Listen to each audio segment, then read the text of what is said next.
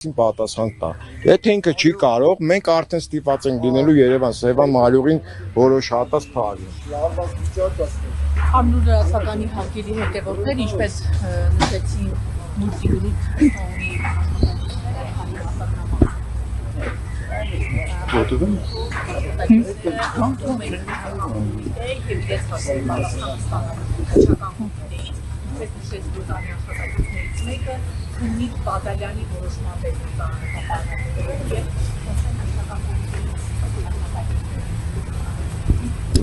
Կենտրոն հեռուստաընկերության հարգելի հետևորդներ, այժմ Multistone ընկերության